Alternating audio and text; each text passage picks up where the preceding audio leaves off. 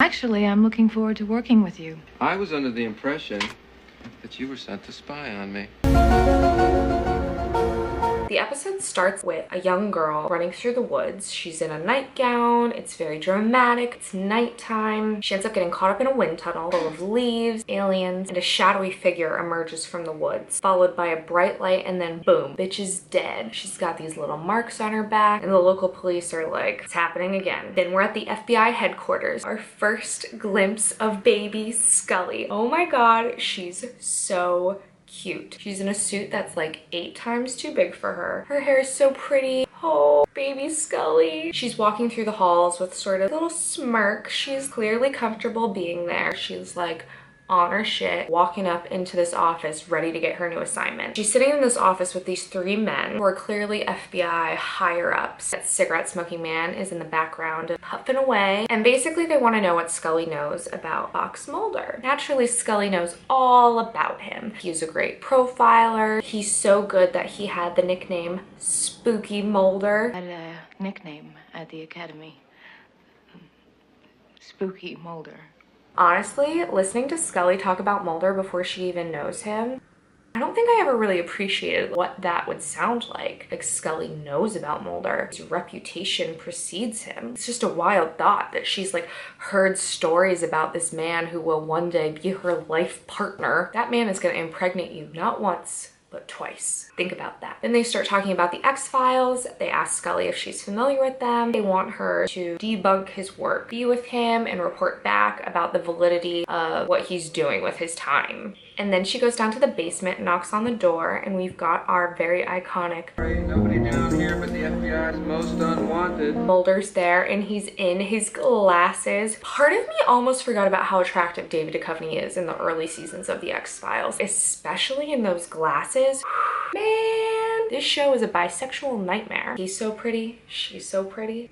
So Scully goes and introduces herself. I'm just so emotional. Watching the pilot and knowing how their whole lives are gonna pan out is just like, you guys don't even know yet. This is the most important meeting you'll ever have. Their lives are different now. They don't know that their lives are different now, but their lives are different now. So basically Mulder tells Scully that he thinks that she's there to spy on him, and he knows all about her. He starts like rattling off her thesis and telling her like, you know, all of these facts about her, and they just like already know a lot about each other. They've like done their homework because they're smart baby agents. So basically Scully's been there for all of 2 seconds, and Mulder's turning off the lights and throwing on slideshows and showing her pictures of the case. There's already a professional chemistry between them and a personal chemistry between them, and they're just both so attractive. It's honestly unbelievable. Then Mulder asks Scully, Do you believe in the existence of extraterrestrials? Forgot how many iconic lines are even just in this like one scene between them. Mulder is like, we're getting on an 8 a.m. flight to Oregon, be there. He smiles. It's pretty evident that they like each other already. Ugh, I'm gonna cry. So then they're up in the air and flying, and Scully's wearing glasses this time. And I'm just gonna tell you guys right now that I am weak for Mulder and Scully in glasses, but mostly Scully in glasses. She looks amazing. So they're flying into Oregon, and they experience some turbulence coming in, aliens. Then they're in a car driving and discussing the case. Mulder's eating sunflower seeds, and the radio starts jumping around, and the clock starts acting weird. So Mulder pulls over to the side of the road and gets out a can of red spray paint. Spray paints an X on the side of the road. Scully's like standing there with her hands on her hips. Scully's done with Mulder's shit, and she's like, what the hell? And he's just like, don't worry about it. So apparently in this town, people have ended up dying in the woods, so they're exhuming one of the bodies. Mulder and Scully are checking it out at the cemetery when the equipment breaks and drops the coffin, and this body comes spilling out of it. It's gross, all black and shrivelly, and certainly not human. Cut to Mulder and Scully in the autopsy room. Mulder taking pictures like a crazy person. This is Mulder's wet dream, and Scully's like, hold your roll, bitch. This is an orangutan. And Mulder says to her, I'm not crazy, Scully. So precious and honest. Mulder wants someone to believe him so bad. I think he might do anything to make Scully believe him. Later that night, Scully's typing up a report examining the x-rays from the body. They found an implant in its nose. She's wearing the glasses again. This is another one of my favorite exchanges. Mulder knocks on the door and she asks, who is it? Who is it? Steven Spielberg.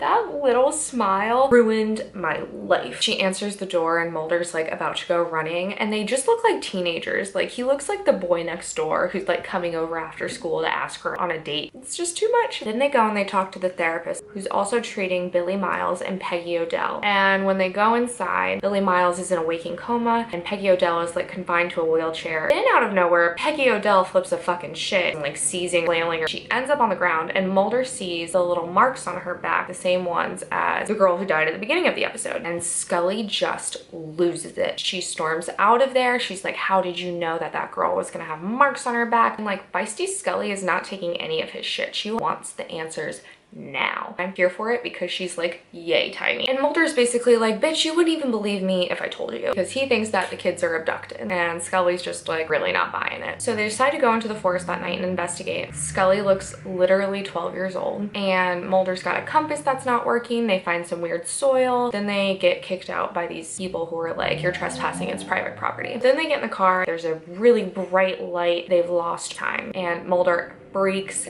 out. Gets out of the car in the pouring rain. It is raining so hard, screaming from the top of his lungs and like throwing his hands in the air. And Scully at this point is probably like, this motherfucker is psychotic. I don't care how cute and dreamy he is. He's insane and he's gonna get us killed. How Scully stays with him after this point is the X-File. So then they're back at the motel and Scully's typing up a report trying to figure out what the fuck happened, and then the power goes out. She lights a candle and goes to take a bath when she realizes, dun dun, the marks are on her back. So she runs to Mulder's room, just throws her damn robe to the floor, like, check me out, but actually check me out. There's shit on my back. Does anybody else find it insane that Scully literally shows Mulder her ass in the pilot? I guess it shows how truly terrified she actually is, but at the same time, we never get close to like anything like that ever again. They tricked us so hard. So Mulder's down there and he sees that they're mosquito bites and she's so relieved that she just throws her arms around him. He's clearly taken aback. 1, I just saw your whole body. 2, you're hugging me. 3, we don't really know each other that well, but like 4, I love you and I want to marry you and I want you to have my babies.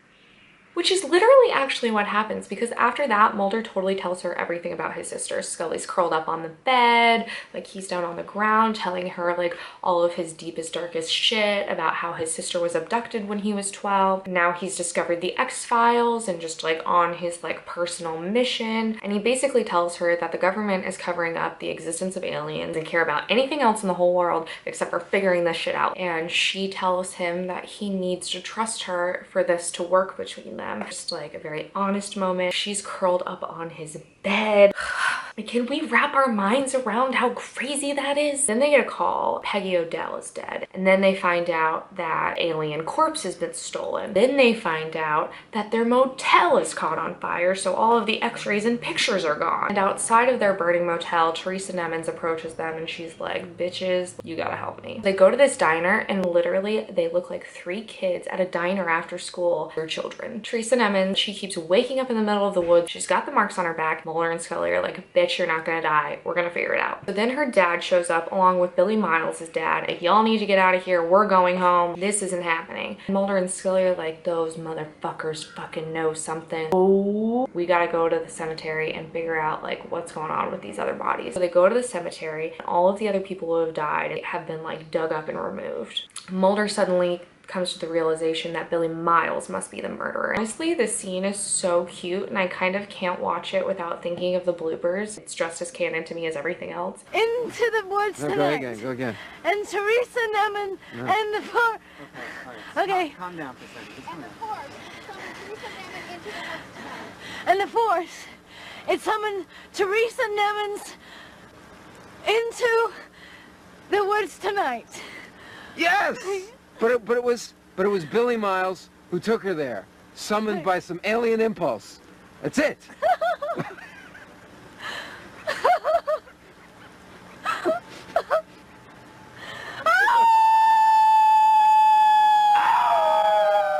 David and Gillian in this scene are just so cute. They're bonding and Mulder and Scully are bonding. It's like the same bonding. It's just like, oh. So then they go and talk to Billy Miles. Scully like checks out his feet, like scrapes some dirt off of there. Ew, gross. And as they leave, Mulder puts his hand on her lower back. Just already happening. No wonder there's so much fan fiction written about these two. And as they're walking out, Scully is just losing it. She like has seen the dirt on his feet. It totally kind of matches up with Mulder's theory. He's in a waking coma and it just doesn't seem possible. And she feels crazy. So they're like, okay, before we get ahead of ourselves, let's go get another dirt sample, cross-reference before we lose our minds here. We'll take another sample from the forest and run a comparison before we do anything.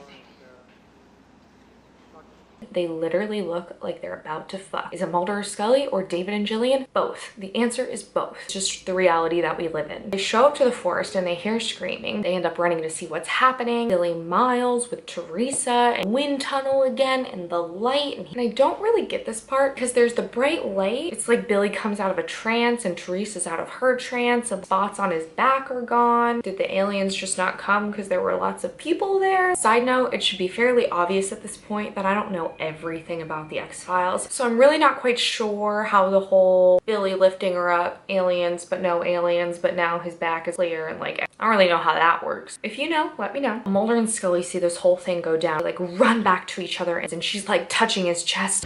Mulder, what happened? There was a light. It was incredible.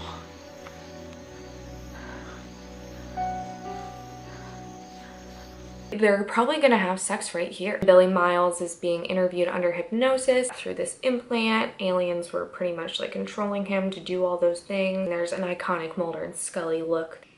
So many things about the pilot are iconic. The head FBI basically looking at Scully's report and trying to like get her to justify all the things that she's written down. And like, Mulder believes in aliens. Like, I don't know what you want me to tell you. And she presents them with the implant. I kept this shit in my pocket the whole time. They didn't get to that, motherfuckers. And Scully leaves the meeting and she passes by cigarette smoking man and she like gives him this weird look. Bad vibes. Later that night, she gets a call from Mulder. He's basically telling her that they need to regroup and like figure this shit out. Then the last shot of the pilot, the cigarette smoking man being in this giant storage warehouse facility thing, puts the implant into this box with all of these other identical implants. That shit is going down. Ends on this long shot of him walking the fuck out of there like he owns the damn game. So big takeaways from the pilot. How much of the pilot in the X-Files in general comes from Scully's perspective? I was once listening to a pretty famous X-Files podcast hosted by men who basically said that the first time they watched the X-Files, it seems like Mulder's story. He's the believer, we're on this journey with him. That the second time you watch it, you realize how much of it is Scully's story. Well, I'm a believer for paranormal shit, but for me, this has always been Scully's story. Shocker. The pilot just really reinforced how much of it is actually Scully's story. The first person we see of the pair is Scully. Scully going into the FBI, and Scully sitting down and getting her assignment, and Scully going down into the basement and meeting Mulder. And the episode closes with her. So much of it is entirely focused on story through her eyes. Another big takeaway is, again, they're so small. I also love how nuanced Mulder and Scully's dynamic and their chemistry is in this episode. Banter, there's small smiles. They both want to trust each other so bad already. It's so good in sort of establishing Scully's character, establishing Mulder's character, establishing the vibe for the show. The pilot definitely creates intrigue without being too scary. Lots of mystery. It's an overall really great episode. The pilot